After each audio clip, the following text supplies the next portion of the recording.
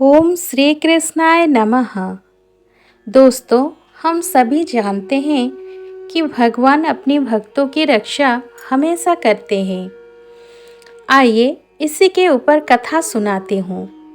एक परम भक्ति भगवान की, जिनका नाम था कृष्णाबाई, उन्हीं के कथा आज मैं आप सभी को सुनाती हूँ।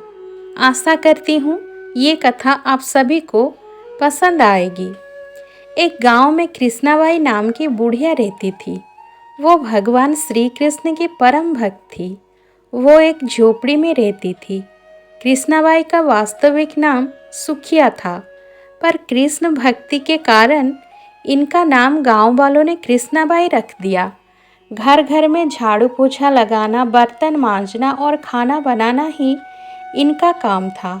कृष्णाबाई रोज फूलों का माला बनाकर दोनों समय श्री कृष्ण जी को पहनाती थी और घंटों कान्हा से बात करती थी। गांव के लोग यही सोचते थे कि बुढ़िया पागल है। एक रात श्री कृष्ण जी ने अपनी भक्त कृष्णाबाई से ये कहा कि कल बहुत बड़ा भूचाल आने वाला है, तुम ये गांव छोड़कर दूसरे गांव में चली जाओ।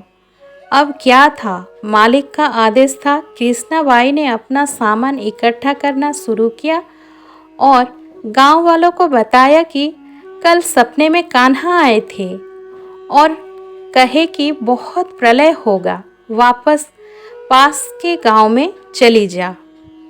लोग कहाँ उस बूढ़ी पागल का बात मानने वाले थे। जो सुनता वही जोर जोर से हंसता।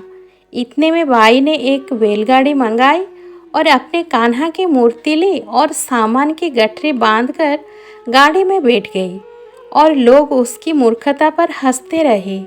बाई जाने लगी, बिल्कुल अपने गांव की सीमा पार करके।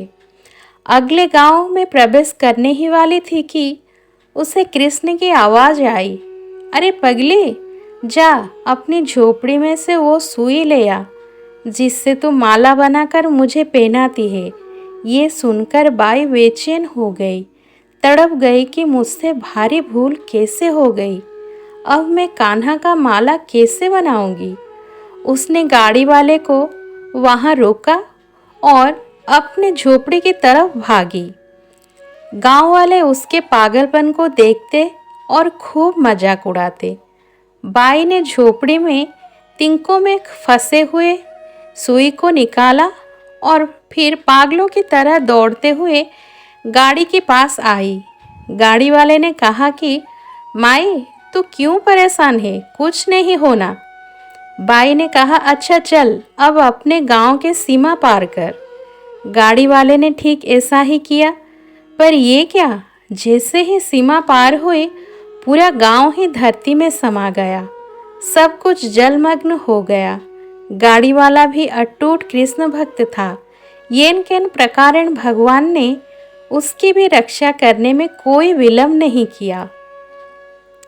प्रभु जब अपने भक्त की मात्र एक सुई तक की इतनी चिंता करते हैं, तो वो भक्त की रक्षा के लिए कितना चिंतित होते होंगे। जब तक उस भक्त की एक सुई उस गांव में थी, पूरा गांव बचा था। इसीलिए कहा जाता है कि भरी बदरिया पाप की बरसन लागे अंगार, संत न होए जगत में जल जाता संसार। धन्यवाद। आशा करती हूँ ये कथा आप सभी को पसंद आई होगी।